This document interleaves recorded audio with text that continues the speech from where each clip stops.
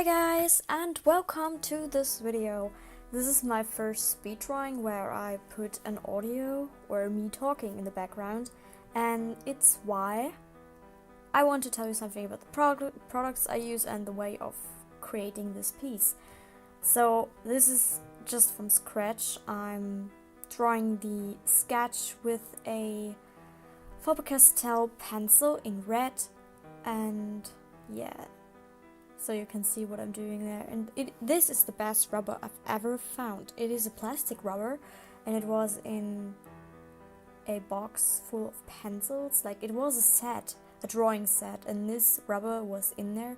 Like, the pencils are not the best, but this rubber, oh man, this is the best rubber I've ever found or ever gotten.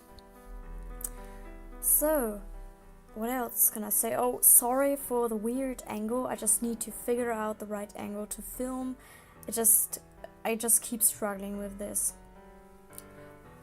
Onto the brushes. The brushes are no specific brand. I just got them in a craft store, and only one of my brushes. This is actually my favorite brush. It is the brush that I did the outlines later on in this video. Is from Winsor & Newton. I'm using the Van Gogh Pocket Box watercolor palette, and I really like these. I always use these. I don't know, I have another palette which I did not try yet, but maybe I'm doing a video about this palette and reviewing this one, because I've heard so many good things about this palette and I want to know if it is really worth the money. Yeah, I'm basically always keeping this paper towel that you can see sometimes there with me, so that I can always get rid of excess color or too much water on the paper. Oh, I did not tell you what paper I use. So the paper that I use is the cheapest watercolor paper that you can basically get, and that's why the quality of this drawing is not the best, because the paper kept rolling, or kind of, you know what paper does when it gets wet. This is exactly what happened with this piece. It is good for doing sketches and things, because I like doing sketches and even usual drawings on watercolor paper, because it is thicker and, you know, it has a beautiful texture. That's what I mean. Texture. Oh my god, what is happening to me? Yeah. I forgot what I was talking about, because I saw the red hair. It was like, oh, that is intense. And as you can see, I did some mistakes there. Some spots of color went there, but I'm drawing something in the background anyway, so don't care. What else can I tell you? Yeah, I kind of did not like the outcome of the hair that much, because I wanted it to be even more loosely and that you can see more strands of hair, but this piece ended up as a big chunk of hair, and I kind of tried to make it look better when I used a darker red to make some strands and stuff, but I don't know, I did not like the outcome as much, but I still like the end result. Here you can see what I'm doing, that I'm doing the outlines with the Winsor & Newton brush. And it is the Winsor & Newton ink in deep red. I just got it a few days ago and I really wanted to try it, and that's why I actually started this piece. I really wanted to try it on that piece. And I drew everything red, and I did another mistake there, but you can't see it in the end. Oh my god. There's a huge fly in my room. A huge, big ass fly. It is so disgusting.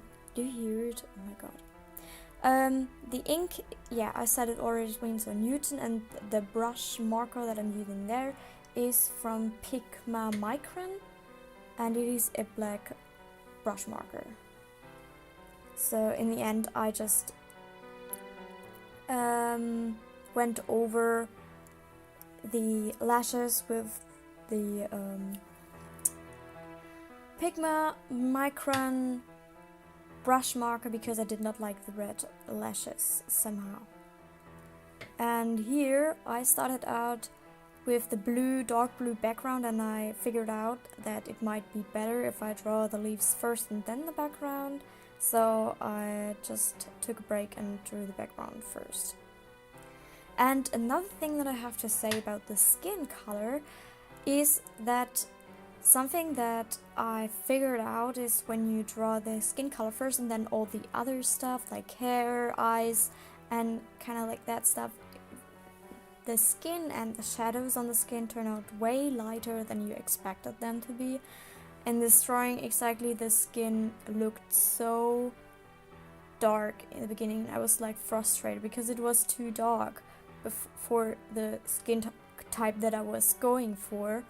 But in the end, the skin tone is exactly what I wanted, but I'm not quite happy with the shadows and the red spots because I like the shoulders to have red spots and I like the cheeks to be red. But that did not quite work out as I really wanted it to. But in the end, I really like the outcome.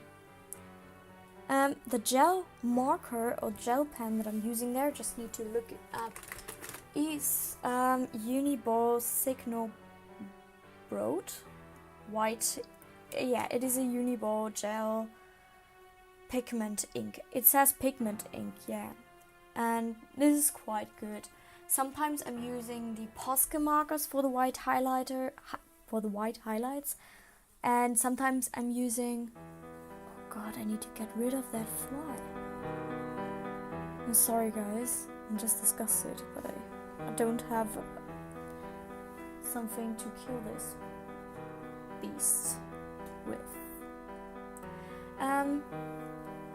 I'm using sometimes the gel marker that I got from another store. Oh, you don't. It is Idee in German or Germany. The store is called Idee, and they sell gel markers that are pretty inexpensive and they work so nice. So I might do a video about my favorite pens, markers, and art supplies sometime, or maybe monthly. That is just an idea that I got right now. But yeah, this drawing is coming to an end and I just want to say goodbye and thanks for watching this video.